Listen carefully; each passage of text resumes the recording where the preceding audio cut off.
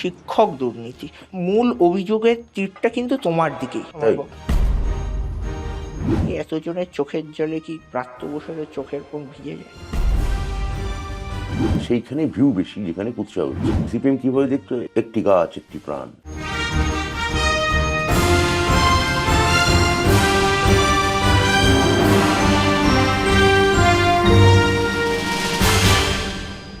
Rolling action.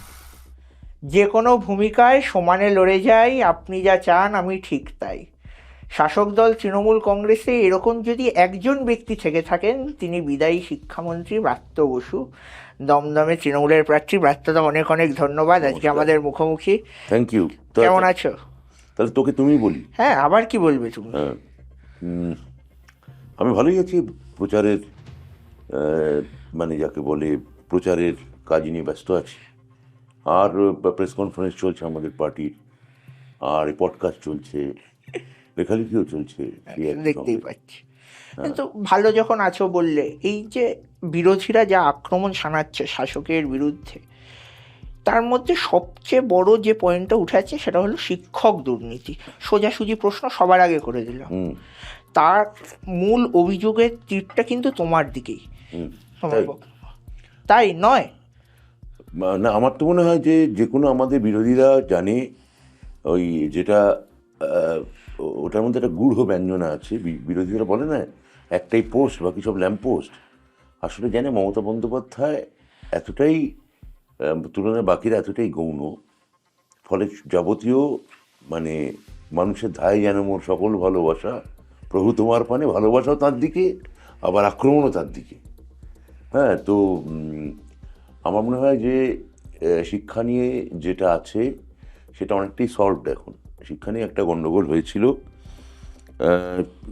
সেটা ঠিকই, কিন্তু সেটা যত না পশ্চিমবঙ্গ সরকারের কারণে, সেটা কোনো একটা ব্যক্তির হয়তো এমন কিছু উদ্ধার হয়েছিল, এবং তার সঙ্গে শিক্ষা দুর্নীতি আদৌ কোনো যোগাযোগ আছে কিনা সেটাও তো প্রমাণিত নয়। ওই যে টাকার কথা যে তোমরা বলো, এই টাকাটা যে শিক্ষা দুর্নীতির টাকা, সেটা কী করে প্রুফ হলো? হ্যাঁ, বা ওই আমি আর এটা নিয়ে বলবো না, এটা সাবজুডিস ব্যাপার। কিন্তু যেটা সব থেকে মুশকিল হয়েছিল 26,000-এর চাকরি চলে যাওয়াটা মহামান্য সুপ্রিম কোর্টের অর্ডারে। কিন্তু সুপ্রিম কোর্টই আমাদের আবার একটা এক্সিট গেটও দিয়ে রেখেছিলেন, যে পরীক্ষাটা যদি আমরা আবার ঠিক করে নিতে পারি, তাহলে এর মানে প্রায় সবাই এই চাকরি ফেরত পাবে। সেই প্রসেস তো প্রায় শেষ হবার মুখে, এবং প্রায় সকলেই ফেরত পাচ্ছেন। যে অনিশ্চয়তা বা আশঙ্কা এতগুলো পরিবারে তৈরি হয়েছিল, সেটা মুখ্যমন্ত্রীর বদান্যতায়, এবং মুখ্যমন্ত্রী সেটা আমাদের পূর্ণ বিশ্বাস করেছিলেন বলে আমাদের পরামর্শ সেভাবে দিয়েছিলেন, আমরা সেটা কাজটা করেছি। ফলে এখন চাকরি যাওয়াটা নিয়ে কথা বলেন, এরা যে আবার ফেরত পাচ্ছেন সেটা নিয়ে নীরব। এদের চাকরি যাতে ফেরত না পায় তার জন্য সুপ্রিম কোর্টে বারবার আবার মামলা হয়েছে। অর্থাৎ প্রথমবার মামলা হয়েছে সরকারের বিরুদ্ধে, দ্বিতীয়বার মামলা হয়েছে ওই ছেলেগুলির পক্ষে, দ্বিতীয়বার মামলা হয়েছে সরকারের বিরুদ্ধে, এবং এবার ওই ছেলে মেয়েগুলির বিরুদ্ধে। মানে ল পয়েন্টে উকিল তার পক্ষ পরিবর্তন করেছেন, হ্যাঁ, বা কক্ষ পরিবর্তন করেছেন। ছেলে মেয়েগুলির পেছনে কিন্তু শেষ অবধি সরকারই থেকেছে, মুখ্যমন্ত্রীই থেকেছেন। তুমি বললে টাকা উদ্ধার হয়েছে, পার্থ চট্টোপাধ্যায়কে দল টিকিট দেয়নি এবার। সেইখানে দাঁড়িয়ে তোমার মনে হয় তোমার একজন প্রাক্তন সতীর্থ, তার জন্য দল এবং ব্যক্তিগতভাবে তোমাকে বিড়ম্বনায় পড়তে হয়েছে? না না না, এটা তো দলীয় সিদ্ধান্ত, দল কাকে টিকিট দেবে বা না দেবে। দল আমাকে টিকিট দেওয়া না, মানে ওনার কার্যকলাপ, যে টাকা উদ্ধার, এই যে সমগ্র পার্থ চট্টোপাধ্যায়কে নিয়ে তোমায় বিড়ম্বনায় পড়তে হয়েছে। না, এটা কি করে হয়? মানে ওই যে মহিলা, ও না না না, যিনি পরে দিল্লির মুখ্যমন্ত্রী হলেন, রেখা গুপ্ত, অরবিন্দ কেজরিওয়াল জেলে যাওয়ার পর, আপের আতিশি কি তাহলে বিড়ম্বনায় পড়েছিলেন অরবিন্দ কেজরিওয়াল জেলে যাওয়ার জন্যে?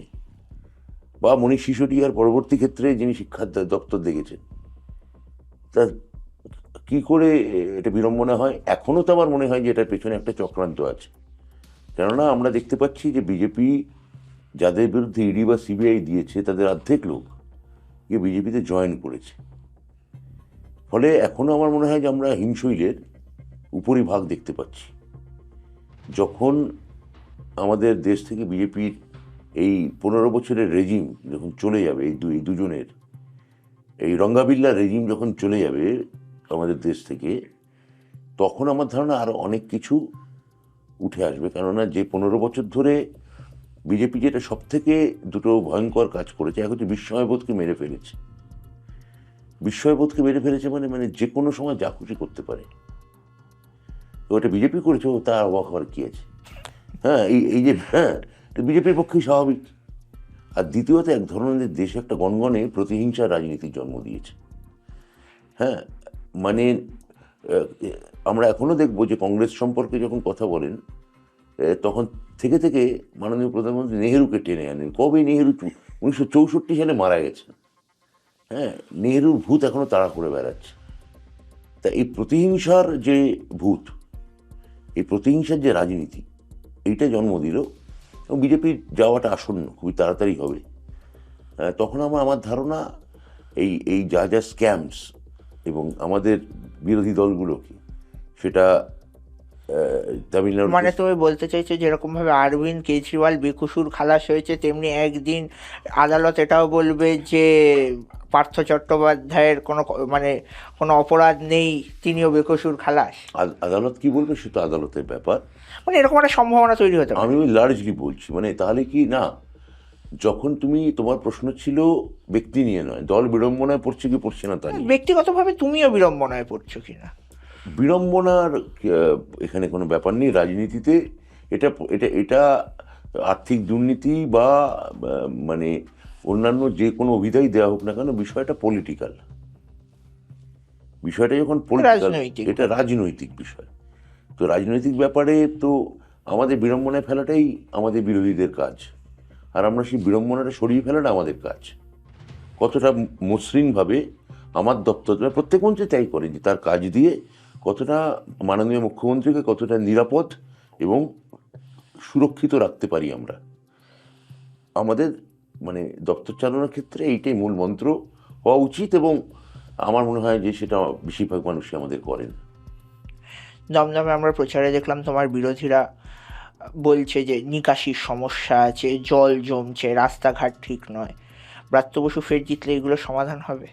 আমাদের বেশিরভাগ রাস্তাই ঠিক। একটা দমদমে পিকে গুহ একটা বড় রাস্তা অনেক দিন ধরে খারাপ ছিল, তাও সেটা ভোটের বেশ কিছুদিন আগে আমি মুখ্যমন্ত্রীর কাছে দরবার করে টোরে 13 কোটি টাকা উদ্ধার করে এনেছি, এবং সেই রাস্তার কাজ প্রায় শেষ। তো আর নিকাশির সমস্যা প্রায় নেই। মানে এখনও তোমার মনে পড়বে যে যখন দমদমবাসীরও মনে আছে যে লেফট আমলে যখন পুরসভাগুলো চলতো, তখন মানে দুদিনের 2 ঘন্টা বৃষ্টিতে কিরকম জল জমতো। এখনও জল জমে, কিন্তু 2 ঘন্টা বৃষ্টিতেই জল জমে। কিন্তু লেফট আমলে এই জলটার নামতো 7 দিন পরে, এখন নামে পরের দিন। বলে নিকাশির কোনো সমস্যাই নেই। তোমার দুই প্রতিপক্ষ বিজেপির অরিজিৎ বক্সি এবং বাম প্রার্থী ময়ূক বিশ্বাস, প্রতিপক্ষদের কেমন মাপলে? আমি ওনারা ওদের দলের সিম্বল নিয়ে লড়তে এসেছেন। তারা কঠিন লড়াই দেবে বলে মনে হয়? ওদের কাজ হচ্ছে, আমার কাজ হচ্ছে আমি কি পেরেছি সেইটা বলা, আর ওদের কাজ হচ্ছে আমি কি পারিনি, মানে আমরা কি পারিনি সেইটা তুলে ধরা। এখানে ব্যক্তির কোনো সম্পর্ক আছে বলে আমি মনে করি না। অনেকে এটাকে ওরা ন্যাচারালি মানে আমার পক্ষে ওরা দুজনেই, ওনারা নতুন, আমার থেকে কম বয়সী, ওরা অনেক এনার্জি নিয়ে ভোট করবেন, এবং আমি ওদের শুভেচ্ছা জানাবো। ওদের নিশ্চয়ই বলবো যে আপনারা ভালো ভালো হোক আপনাদের। কিন্তু দমদমবাসী আর যা সিদ্ধান্ত নেবে তাই হবে, দমদমের ভোটাররা যে সিদ্ধান্ত নেবেন। তো ওরা বলবেন, ওরা ওদের দলের সিম্বল নিয়ে লড়তে এসছেন, আমি আমার দলের সিম্বল নিয়ে লড়তে এসেছি। হ্যাঁ, তো এখানে আমার ওনাদের নিয়ে আমি পার্সোনালি, ওরা বরং আমার নয় পার্সোনালি কিছু বলতে পারেন, তা সেটা খুব হলে আমি সেভাবে আমি জবাব দেবো। আমার মনে হয় যে মানে জিভের গণতান্ত্রিকীকরণ, দ্য ডেমোক্রেসি অফ টাং, তাদের সবারই সমান। আচ্ছা, এইখানেই আমি মানে এক্ষুনি যেটা আমি দেখলাম সচরাচর আমরা বঙ্গ রাজনীতিতে ইদানিংকালে দেখছি না, সেটা হলো একে অন্যের প্রতি রাজনৈতিকভাবে বিরোধ থাকুক, মতানৈক্য থাকুক, আক্রমণ থাকুক, কিন্তু এই যে ব্যক্তি কুৎসা যেভাবে আমরা শালীনতার মাত্রা ছাড়াচ্ছি, আক্রমণ মানে প্রতি আক্রমণ যেভাবে মানে তার ভাষা, শালীনতা তার মানে এতটাই নিম্নমানের হচ্ছে, তোমার এটা নিয়ে বক্তব্য কি? যে আজকে আমরা তো যারা নেতা হচ্ছে তাদের দেখেই শিখি, সমাজের তারা মুখ, কিন্তু সেখানে আজকে তরুণ প্রজন্ম বা যারা জেন জি আজকে উঠে আসছে, যারা ভবিষ্যতে রাজনীতিবিদ হতে চায়, তারা যদি দেখে যে এরকম এই ভাষা ব্যবহার হচ্ছে, এইভাবে আক্রমণ প্রতি আক্রমণ হচ্ছে, সে কেন রাজনীতিতে আসবে? এটা দেখো, এটার এটার একটা, তুমি যে কথাটা বললে, এর একটা মানে গভীর একটা মানে নৈতিক দিক আছে, এথিক্যাল দিক আমি এটাকে বলবো। এখন রাজনীতি সবসময় নৈতিকতা মানে না, তাহলে সেটা তখন ব্যক্তির রুচি সেখানে খুব ক্রিয়াশীল হয়ে ওঠে, যে আমি কতটা নৈতিক হব আর খানিক কতটা হব না। এটা গেল ব্যক্তিগত দিক থেকে। আর দ্বিতীয়ত, তুমি যদি আমাদের নির্বাচনের বিষয়টা দেখো, যখন থেকে আমাদের নির্বাচন ছিল না, আমাদের বাংলার ট্র্যাডিশনে, মানে বিশেষত কলকাতার ট্র্যাডিশনে, কলকাতা আমি এটা নাগরিক ট্র্যাডিশন বলবো মূলত, যে মানে দুটো খুব বড় সংস্কৃতির আমাদের ধারক বাহক ছিল, তরজার খেউর। রাবীন্দ্রিক ব্রাহ্ম সংস্কৃতি তর্জা এবং খেউড়ের উপর এক ধরনের পলেস্তারা আবরণ চাপিয়েছিল, যে যখন ব্রাহ্ম সমাজ তৈরি হচ্ছে, রামমোহন থেকে দেবেন্দ্রনাথ হয়ে রবীন্দ্রনাথ পর্যন্ত, সেটা এক ধরনের মানে শিলিত সুভদ্র সংস্কৃতির জন্ম দিচ্ছে। হ্যাঁ, যেটাকে মানে একটু সহজে হিন্দুরা একটু ঠাট্টা ছড়ে বলতো বেম্য কালচার। কিন্তু আমাদের মধ্যে কিন্তু খেউর এবং তরজার একটা মানে ইতিহাস আছে। বটতলার বই, মেনস্ট্রিম বই বিক্রি হচ্ছে, আবার বটতলার বইও কিন্তু রগরগিয়ে বিক্রি হচ্ছে। সেখানে মানে ঠাকুরবাড়ির কেচ্ছা বলা হচ্ছে। রূপচাঁদ পক্ষী বিখ্যাত গায়ক, হ্যাঁ, সে কোন কোন বাড়ির, কোথায় বড়লোক বাড়ির কী কী গল্প আছে সেগুলো সে বলতো। এখন মানুষের, তুমি যদি এই ভার্চুয়াল ওয়ার্ল্ডে যাও, তুমি যদি ইউটিউব বা পোর্টাল খোলো, তাহলে দেখবে সেইখানে ভিউ বেশি যেখানে কুৎসা হচ্ছে। ঠিক। তাহলে যে কুৎসা করছে তার দায় বেশি না যে কুৎসা শুনতে চায়, যে ওই আঁশটে জিভের একটু লকলকানি, যার কানকে বেশ মধুর করে তোলে, তার দোষ। আমি দুজনে কাউকেই দোষ দেবো না, ঠিক আছে? এই কারণে যে সে ওই মানে জ্ঞাতসারে বা অজ্ঞাতসারে ওই খেউর তরজা, তার ওই ট্র্যাডিশন সে বহন করছে। আর যে শুনছে তার তো শুনতে ভালোই লাগছে। সে ওই রূপচাঁদ পক্ষীর গানের মতো, আরে বাবা ঠাকুরবাড়ির ভেতরে এইসব হচ্ছে, তো সেইগুলো সে শুনতে পছন্দ করে।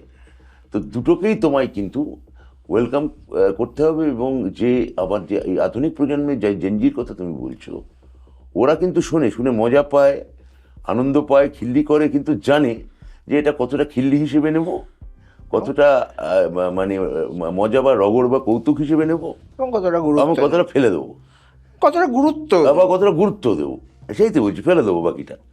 তো এটা কিন্তু ওরা খুব ভালো করে জানে। মানে আজকে মানে আমাদের প্রজন্মের সঙ্গে তোমাদের প্রজন্মের মূল পার্থক্য কী? সেটা হচ্ছে আমাদের একটা আতিশয্য ছিল। ওই অনেকে বলে জেনজি আবেগ নেই, মিথ্যে কথা। আমাদের আবেগ ছিল, আবেগের আবার আতিশয্য ছিল। তোমাদের আবেগটা হচ্ছে মাপা, মানে যাকে যতটা শ্রদ্ধা করার তাকে ততটুকুই শ্রদ্ধা করবো, তার বেশি করবো, বাড়তি করবো না। আমরা আবার যাকে যতটা ভালোবাসার তার থেকে বেশি ভালোবাসবো, স্নেহ করবো। এটা মানে যাকে কম ভালোবাসবে মানে যতটা সম্মান দেওয়ার নয় তার থেকে কম সম্মান দেবো, এটাও ছিল। হ্যাঁ, যতটা আবেগের বাহুল্য হলে যা হয়, যার যতটা সম্মান প্রাপ্য তার থেকে কমও দেবো।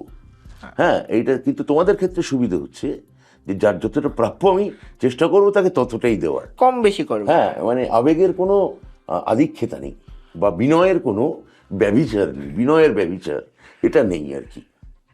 তোমার বিরুদ্ধে যিনি বাম প্রার্থী ময়ূক বিশ্বাস, তিনিও ছাত্র রাজনীতি করে উঠে এসেছেন, সর্বভারতীয় স্তরে বামেদের একটা পদেও ছিল। কলেজ তো বোধহয় আমাদের কলেজ বোধহয়, আমি জানি না। হ্যাঁ, তো তোমার মনে হয় যে বিজেপির থেকে মানে ময়ূক বিশ্বাস ভোট কেটে তোমার সুবিধা করতে পারে?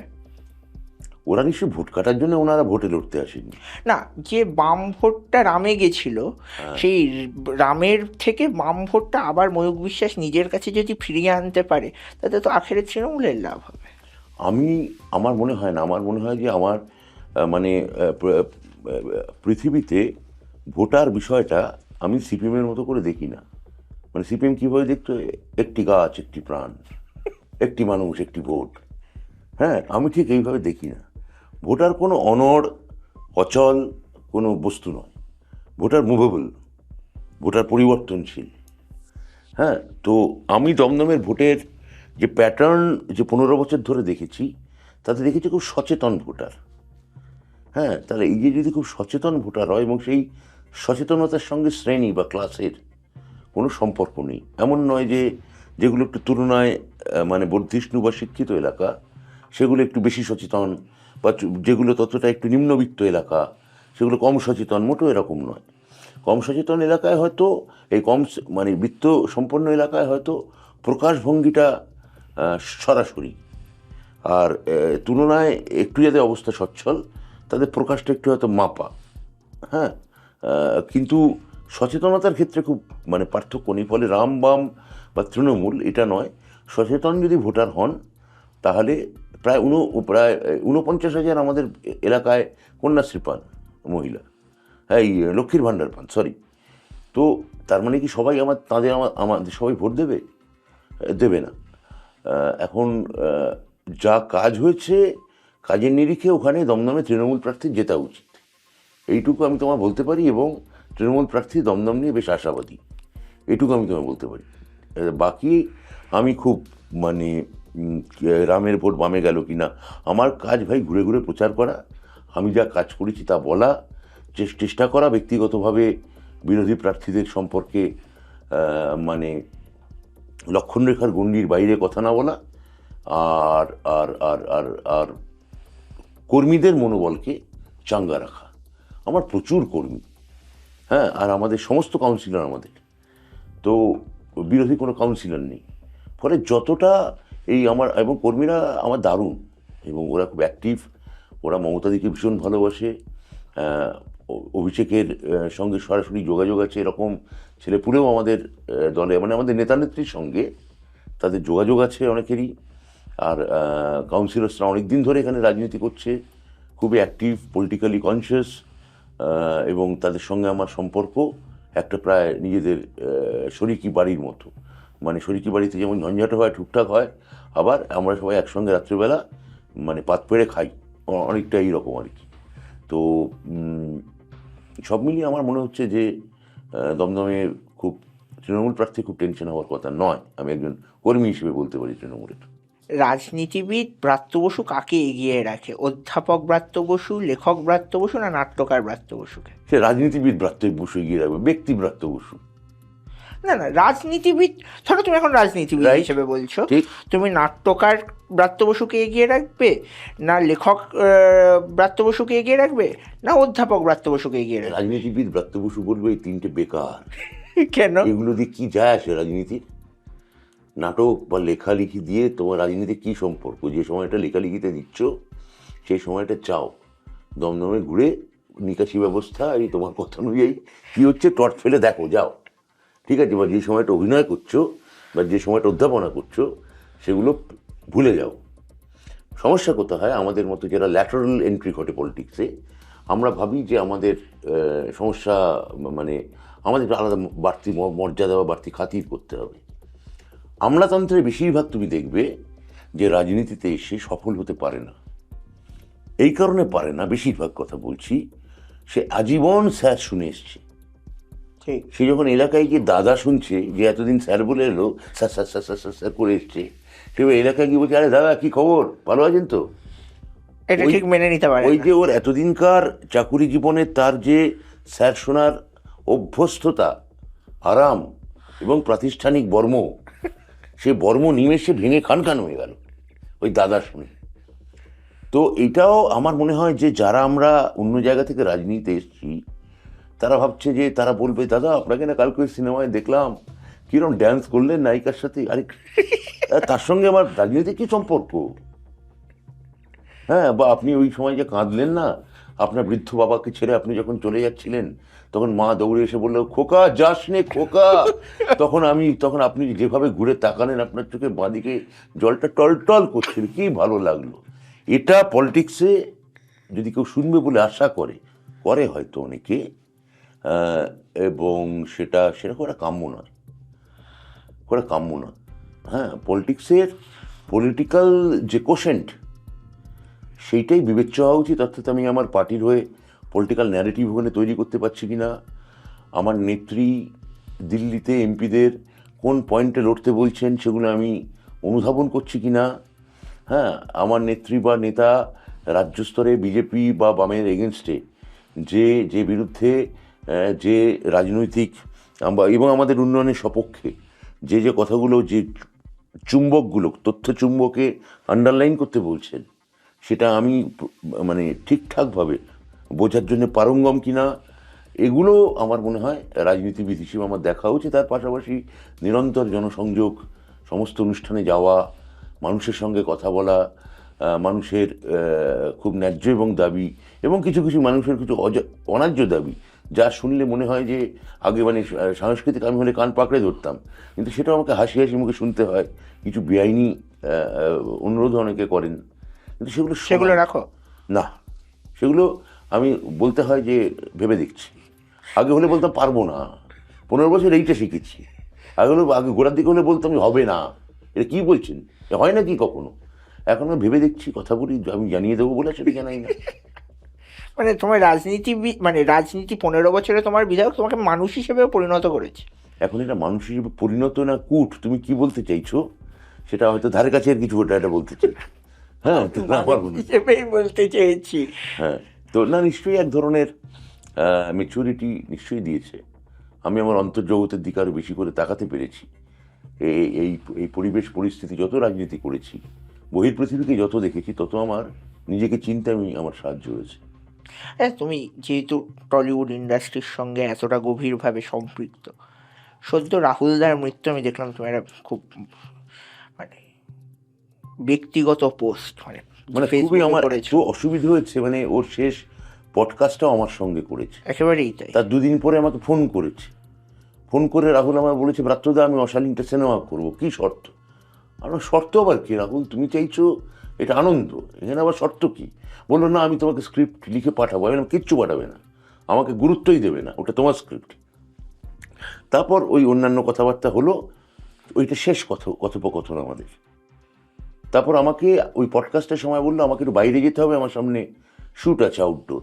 আমি সমুদ্র ধারটার আমি জানতাম না। এবার আমি সেদিন প্রচার করছি আমার এলাকায়, তা আমার মোবাইল তো সাইলেন্ট করা, সেই সময় দেখি অজস্র ফোন আসছে আর মেসেজ ঢুকছে। তা আমি সেটা বুঝতে পারিনি। আমি বারবার ফোন বাঁ হাতে অফ করে দিচ্ছি, পকেটের মধ্যে, যেভাবে ফোন অফ করে দিই। বেরিয়ে একজন, আমার ফার্স্ট মেসেজ, এই খবরটা কি ঠিক? আমার এক বন্ধু পাঠিয়েছে।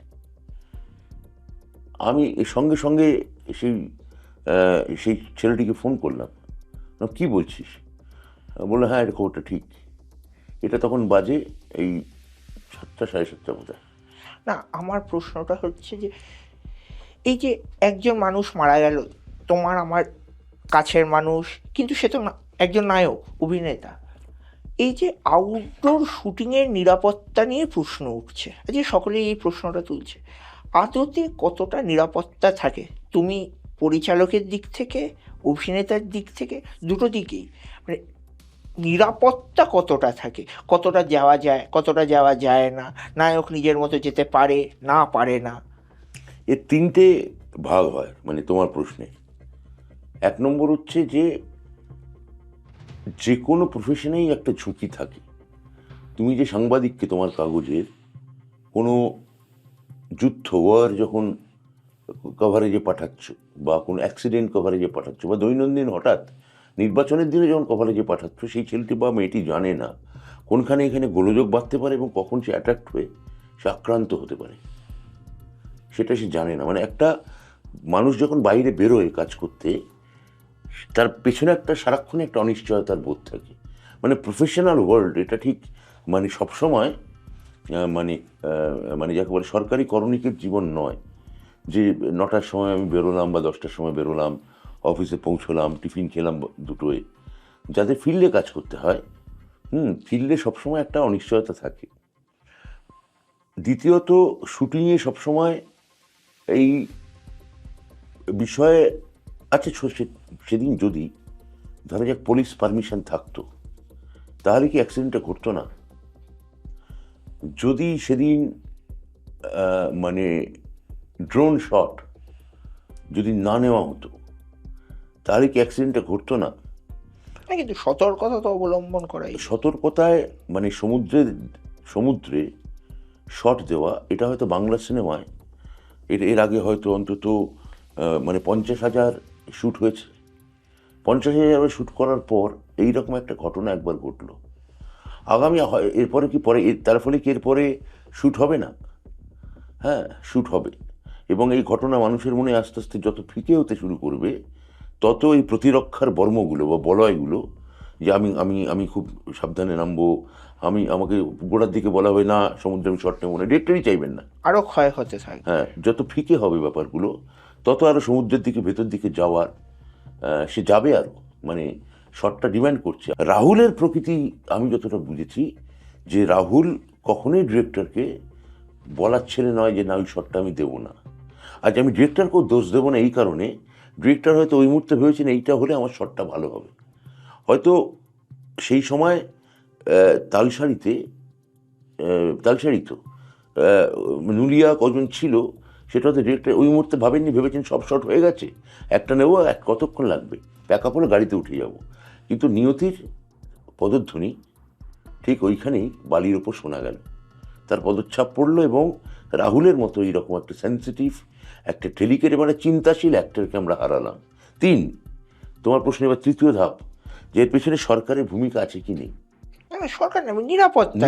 না, সরকারকেও কেউ কেউ প্রশ্ন করছেন, আমি দেখেছি। তাহলে আমার বক্তব্য হচ্ছে, আমাদের থিয়েটারের একজন গরিমাময় অভিনেত্রী কেয়া চক্রবর্তী 1978 সালে গঙ্গায় শ্যুট করতে গিয়ে তিনি জলে ডুবে মারা যান। তো সেই সময় বামফ্রন্ট সরকার এসছে, কোনো দায় আছে? আমি বলছি না, দায় নেই। কারণ কেয়াদিও মানসিকভাবে ওই ধরনের লোক ছিল। ডিরেক্টর হয়তো বলেছে যে ঝাঁপ দিতে হবে, আরে কেয়াদি আপনি বর্ম নিন, আপনি একটা প্রতিরক্ষা নিন, কোমরে দড়ি বাঁধুন। হ্যাঁ, কেয়াদি ডিরেক্টর বলেছে, মানে এটা জীবন মরণ ব্যাপার। মানে ওই মহিলা গয়না বাধা দিয়ে থিয়েটারে চলে এলেন, স্কটিশ চার্চ কলেজের অধ্যাপনা প্রায় ছেড়ে দিলেন। ঠিক আছে, মানে আর্টের জন্যে আমি কতদূর যাব, ফর দ্য আর্টস সেক আমি কতদূর যেতে পারি। শাহরুখ খান বলেছিল যে আমার গোড়ার দিকের যে অবস্থা ছিল, আমাকে দোতলা বাড়ি কোন থেকে ঝাঁপ মারতে বলে আমি ঝাঁপ মারবো। ঠিক আছে, এবার সবাই তো এটা সমান হয় না, কুলির পর অমিতাভ বচ্চন বেশিরভাগ শট, মারপিটের শট, অ্যাকশন শট নিজে আর দিতে চাননি, এবং সে অবস্থা তার ছিল না। কিন্তু তার আগে তো শোলের সব কটা শট, আমি রমেশ সিপ্পির লেখা পড়েছি, সব কটা ফাইট শট উনি নিজে দিয়েছেন। যে কোনো সময় ওই পুনিত ইসারের মতো ঘটনা ঘটতে পারত, ঘটেনি, কুলিতেই ঘটল। হ্যাঁ, এখন কখন এটা ঘটে যাবে সেই নিয়ে তদন্ত হোক, ইন্সপেকশন হোক, কাটাছেঁড়া হোক, আলোচনা হোক। কিন্তু সেটা আমার মনে হয় যে একটা ওই মানে গণ্ডির মধ্যে হোক, একটা, তুমি যেটা গোড়ায় বলছিলে শালীনতা, তুমি যেটা বলছিলে সৌজন্য। মৃত্যু সবসময় শোক, সবসময় সৌজন্য মানে না, শোক সবসময় ভদ্র থাকতে দেয় না। হ্যাঁ, শোক তো পার্সোনাল, রাহুলের শোকটা অনেক মানুষই পার্সোনাল নিয়েছেন, কিন্তু তার সঙ্গে আবার বাড়তি মাত্রা যুক্ত হচ্ছে যে রাহুলের রাজনৈতিক পরিচয় কী ছিল। হ্যাঁ, সেটার মধ্যে এক ধরনের আমি বলবো যে করুণ দৈন্য দশা আছে। কারণ এখানে মৃতর রাজনৈতিক পরিচয়কে মৃত্যুর পরে মানে খুঁচিয়ে তোলা, সেটা হয়তো জানি না, সেটা হয়তো ভোটে ডিভিডেন্ড দেবে, কিন্তু তার মধ্যে এর মধ্যেও এক ধরনের আমাদের তলিয়ে যাওয়ার, আমাদের রতলে ভেসে যাওয়ার একটা মানে করুণ মর্মান্তিক ছবি তুলে ধরে।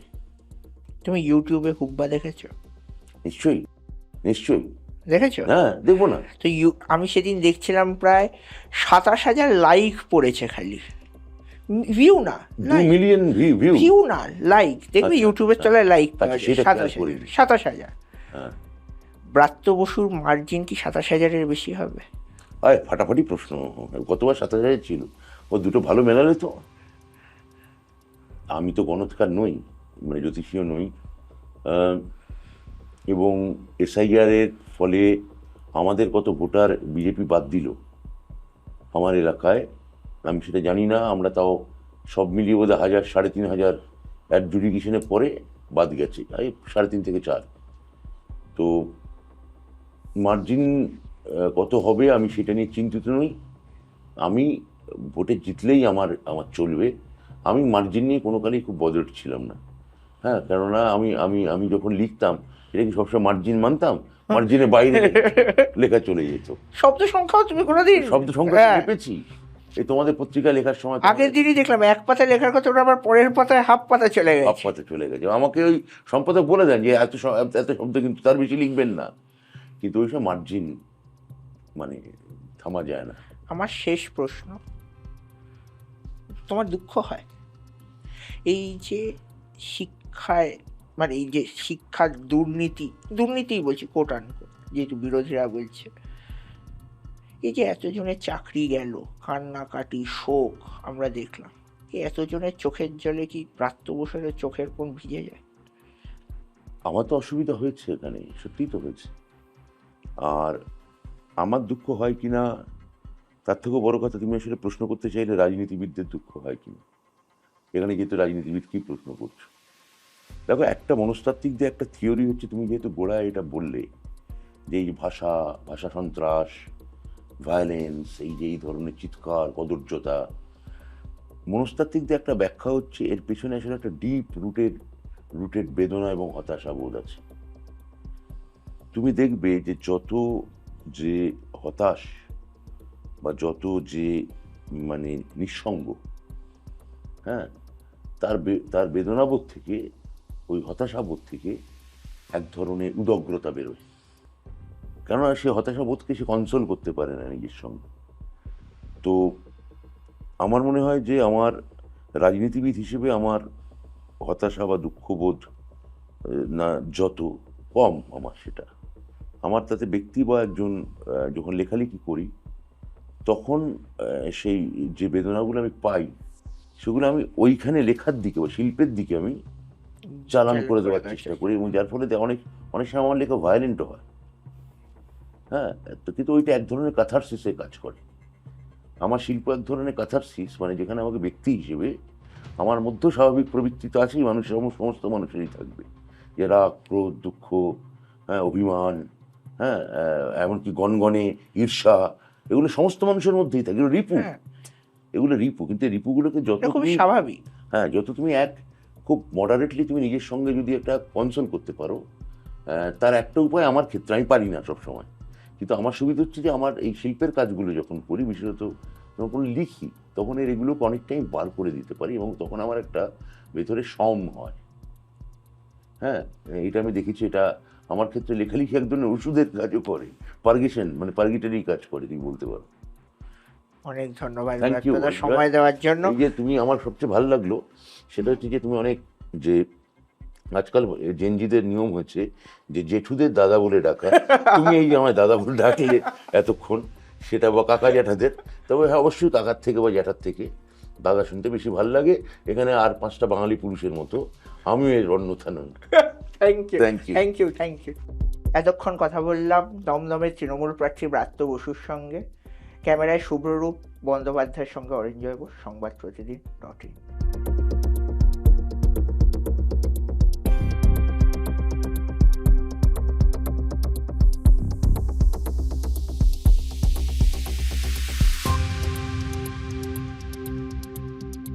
এবারে ভাই ভোটের লড়াই এই এখানেই দেখবো।